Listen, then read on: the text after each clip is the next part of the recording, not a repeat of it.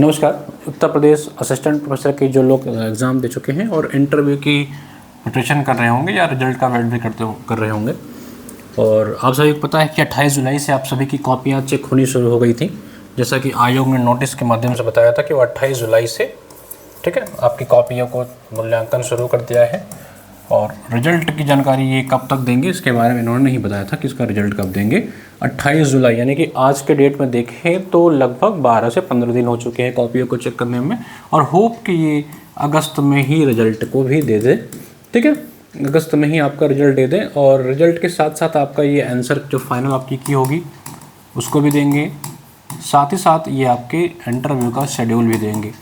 जो जानकारी मिल रही है कि इंटरव्यू आपकी अगस्त या सितंबर के स्टार्टिंग में या लास्ट में शेड्यूल हो सकती है।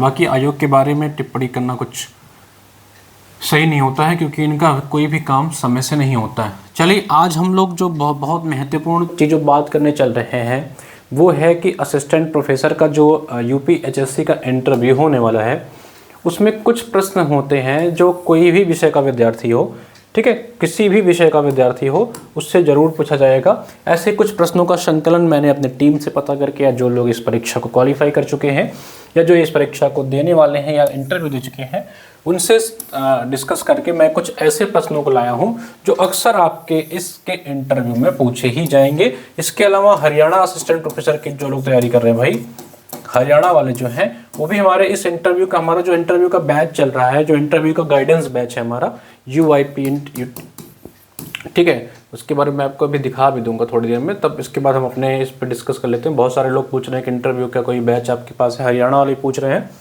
देखिए, अगर आपको इंटरव्यू का करना है ज्वाइन तो HN अध्ययन ऐप डाउनलोड कर लेंगे, असिस्टेंट प्रोफेसर वाले सेक्शन में जाएंगे। देख रहे हैं, ये अभी UPHSC इंटरव्यू प्रोग्राम है, ठीक है। इसमें हम लोग क्या कर रहे हैं, लगभग हर विषयों के एक्सपर्ट को बुलाते हैं, गूगल मीट करवाते हैं, बच्चे अपने क्वेश्चन पूछते हैं। लगभग 200-250 लोग इसमें जुड़ चुके हैं अभी तक। इनका एक व्हाट्सएप ग्रुप बना दिया गया है जिसमें वो अपने ग्रुप से संबंधित, अपने बैच से संबंधित बातचीत भी करते हैं कि हाँ भैया, क्योंकि इसमें ज़्यादातर लोग वही लोग जुड़ रहे हैं जो इस परीक्षा के लिए सीरियस हैं, ठीक है, जिसकी फ़ीस बहुत मिनिमम रखी गई है, 249 रुपये है। और हरियाणा वाला भी चाहे जो हमको हरियाणा का भी एग्ज़ाम देना है वो भी इस इंटरव्यू से जुड़ जाएँ। इसमें जितनी भी गूगल मीट अभी तक हो चुकी है सभी के रिकॉर्डेड क्लासेस आपको मिल जाएंगे। चलिए, हम लोग अब आते हैं कि आपके UPHSC असिस्टेंट प्रोफेसर के इंटरव्यू में जो जो अक्सर सवाल पूछे जाते हैं उसके बारे में हमने कुछ प्रश्नों का संकलन किया है, ठीक है। आप सभी लोग इन प्रश्नों को जरूर तैयार कर लेंगे, जो लोग हायर का इंटरव्यू देने जा रहे हैं, ठीक है। इन प्रश्नों को आपको जरूर तैयार कर लेना है मेरे भाई। आपका विषय कुछ भी हो, आप हिंदी के विद्यार्थी हो, संस्कृत के विद्यार्थी हो, हिस्ट्री के विद्यार्थी हो, एनी सब्जेक्ट, आपका कोई भी विषय हो, आपको ये तैयार करके जाना ही जाना है, ठीक है। ठीक, चलिए, पहला जो हमारा है प्रश्न बनेगा वो बनेगा आपका संक्षिप्त परिचय, यानी कि अबाउट यू।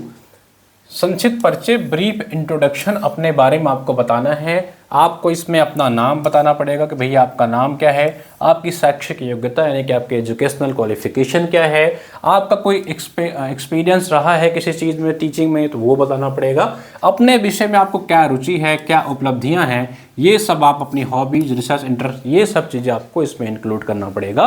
किसमें? आपका जो संक्षिप्त परिचय होगा, यानी कि इंट्रोडक्शन। जब आप अपना इंट्रो देंगे तो आपको अपना नाम, बहुत सारे लोग कन्फ्यूज होते हैं कि इंट्रो में क्या ही बताना है, ठीक है। अपना नाम, आपकी शैक्षिक योग्यता, आपका कोई एक्सपीरियंस रहा हो, अपने विषय में आपको क्या रुचि है, ठीक है, और कुछ उपलब्धियां हैं, कुछ हॉबीज़ हैं, तो आपको ये सारी चीज़ें इंक्लूड करके बतानी पड़ेगी एग्जामिनर को। इस चीज़ को याद रखिएगा। तो पहला प्रश्न आपसे यही बनता है कि अपने बारे में बताइए, tell us something about to, या अपने बारे में कुछ बताइए जो वहाँ पे पैनल बैठा हुआ। तो ये पहला प्रश्न बनता है जो हर विद्यार्थी से पूछा जाता है मेरे भाई, ठीक है। चलिए, अब अगला जो सबसे इंपॉर्टेंट सवाल आता है कि PhD करी है या नहीं, क्योंकि ये जो एग्ज़ाम है, असिस्टेंट प्रोफेसर का एग्ज़ाम है, इसकी योग्यता सिर्फ नेट होती है, ठीक है। सिर्फ नेट ही क्वालिफाई करके आप असिस्टेंट प्रोफेसर बन सकते हैं। लेकिन PhD का रोल शुरू होता है आपके इंटरव्यू के बाद, आपके ज्वाइनिंग के बाद, जब आपका प्रमोशन की प्रक्रिया शुरू होती है तब पीएचडी की प्रक्रिया शुरू होती, तब आता है पीएचडी का रोल। ठीक है, तो अगला जो सवाल आपसे बनेगा वो है कि आपने पीएचडी करी है कि नहीं। Have you completed your PhD और नॉट। आपने पीएचडी करी है या नहीं करी है, या करी है तो आपका टॉपिक क्या है, उस टॉपिक में आपने कितना रिसर्च किया है, या जो भी सवाल पीएचडी से संबंधित बन सकते हैं उन सारे सवालों को आप, हम लोग जब गूगल मीट कराते हैं, ठीक है, जब गूगल मीट कराते हैं अपने बच्चों का स्टूडेंट से, या जब हमारी कोई फैकल्टी या कोई प्रोफेसर जुड़ते हैं तो इन्हीं सब सवालों से रूबरू कराते हैं। लगभग यही अभी हम लोग ने 5 से 7 एक्सपर्ट को अपने मीट में बुला चुके हैं, और अभी और एक्सपर्ट भी इसमें धीरे धीरे आते रहेंगे। ठीक है, तो जो अगला सवाल आपका रहेगा वो क्या रहेगा कि पीएचडी करी है कि नहीं, यानी कि पीएचडी के बारे में आपको तैयार होकर के जाना है। नहीं करी है तो सीधे कहना सर नहीं करा है, करी है तो उसके संबंधित यदि हाँ तो विषय क्या था, किस विश्वविद्यालय से किया है, आपका शोध का संक्षिप्त सार क्या था, यदि नहीं तो आपकी क्या प्लान है, अभी आप एनरोलमेंट करेंगे या प्रोसीजर आपका चल रहा है, या क्या प्लान कर रहे हैं आप पीएचडी करने के लिए, क्या आपको पीएचडी करनी भी है या नहीं करनी है। इन सारी चीज़ों को आपको जानकारी वहाँ पे देनी होती है।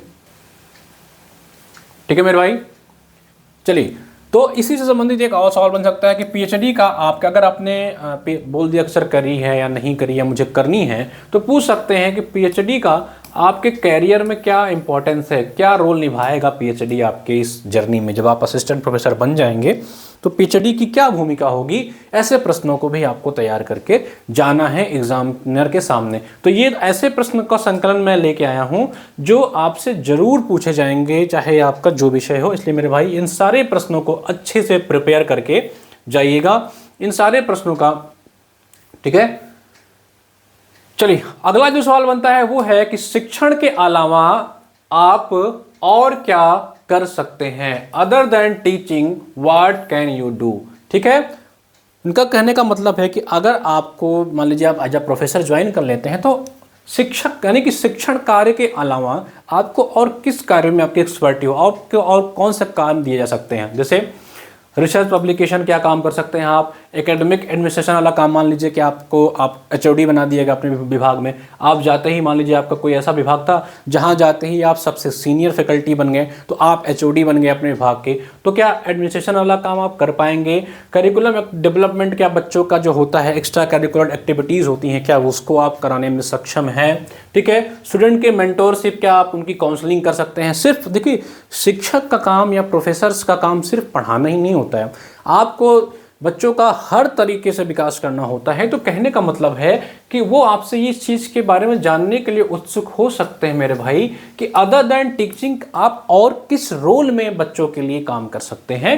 मेन इंपॉर्टेंट चीज़ है एक्स्ट्रा करिकुलर एक्टिविटीज़ में स्टूडेंट को आप उनके मेंटोरशिप में, उनको मोटिवेशन के लिए या उनको उनकी लाइफ को आगे इन्हेंस करने के लिए आप पढ़ाई के अलावा कैसे उनका सपोर्ट करेंगे, इन सारी चीज़ों का बारे में भी वो आपसे पूछ सकते हैं। तो एक आंसर अपना आपको तैयार करके जाना है कि सर हाँ मैं बच्चों को पढ़ाई के साथ साथ उनको मोटिवेट भी कर सकता हूँ, उनके करियर के लिए उनकी काउंसलिंग भी कर सकता हूँ, या उनको आगे बढ़ने के लिए कैसी परीक्षाएं देनी हैं, या जो मैंने अपने पढ़ाई के दौरान सीखी, अपने तैयारी के दौरान सीखी, उन सारे प्रैक्टिकल चीज़ों को मैं उनसे शेयर कर सकता हूँ, साझा कर सकता हूँ, ताकि जो गलतियाँ मैंने करी अपनी पढ़ाई के दौरान वो उससे वो बच सकें। तो इस प्रश्न के लिए भी आपको तैयार होकर जाना है। ठीक है मेरे भाई, कि शिक्षण कार्य के अलावा और किस कार्यों में आप निपुण हैं।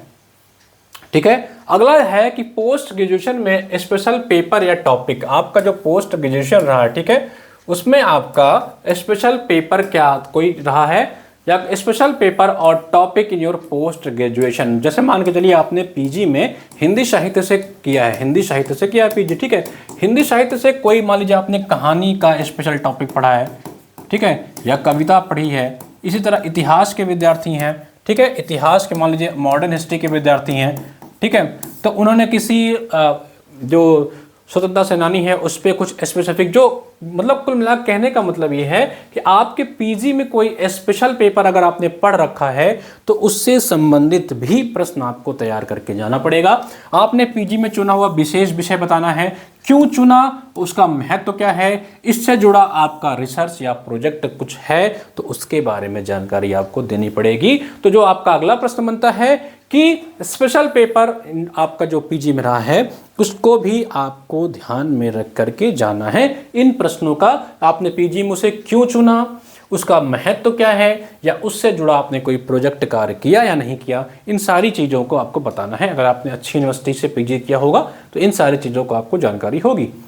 ठीक है, अगला जो क्वेश्चन आता है वो आपसे हो सकता है जनरल अवेयरनेस का, यानी कि सामान्य ज्ञान का, स्पेशली करंट अफेयर के इशू। खास करके मान लीजिए कि आप भूगोल के विद्यार्थी हैं, ठीक है, आप ज्योग्राफी के विद्यार्थी हैं, या आप हिस्ट्री के विद्यार्थी हैं, या आप कॉमर्स के विद्यार्थी हैं, या आप इकोनॉमिक्स के विद्यार्थी हैं, तो इन ऐसे विद्यार्थियों का जिनका करंट से संबंधित टॉपिक चर्चा में रहता है, खास करके कॉमर्स, इकोनॉमिक्स, मान लीजिए बजट में कोई स्कीम आई, या जोग्राफिकल पॉइंट ऑफ व्यू से कोई कहीं पे कोई तूफान आया, कोई साइक्लोन आया, हिस्ट्रिकल पॉइंट ऑफ व्यू से मान लीजिए कहीं पे खनन किया गया, वहाँ पे कोई पुरातात्विक चीज़ें मिली, गुप्तकालीन कोई सामग्रियाँ मिली, तो ऐसे चीज़ों के, या किसी इवेंट्स का, किसी स्वतंत्रता सेनानी का कोई ईयर चल रहा है, तो उससे संबंधित करंट भी आपको याद रख के चलना है। वो पूछ सकते हैं कि आपके विषय में कुछ कोई भी करंट उठा करके स्पेशलिस्ट आपसे पूछ सकते हैं।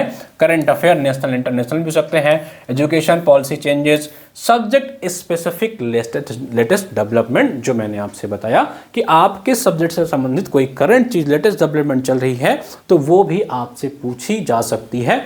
साइंस के विद्यार्थी हैं या फिजिक्स के विद्यार्थी हैं तो इसरो के बारे में, नासा के बारे में, डीआरडीओ के बारे में कुछ करंट में चल रहा है, कुछ लॉन्च हो रहा है, तो उसके बारे में भी जानकारी आपको मिलेगी। ठीक है, अभी जो आपके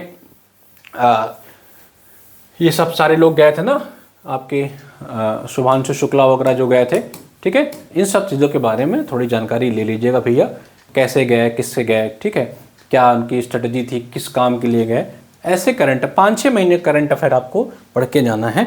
मैं अभी कोशिश करूंगा कि इंपॉर्टेंट करंट जो इवेंट्स हुए हैं पिछले 6-7 महीने में, जो लगभग हर विषय के विद्यार्थी से पूछे जा सकते हैं, 1 या 1.5 घंटे में एक कंपाइलेशन वीडियो मैं आपको दे दूंगा, इंटरव्यू वाले बैच में ही आपको मिल जाएगा, तो उसके लिए परेशान होने की जरूरत नहीं है। ठीक है, सबसे अंतिम जो पॉइंट आई थिंक होगा, वो सबसे इंपॉर्टेंट भी है, वो है एनईपी, यानी कि न्यू एजुकेशन पॉलिसी के बारे में जरूर पढ़ लीजिएगा मेरे भाई।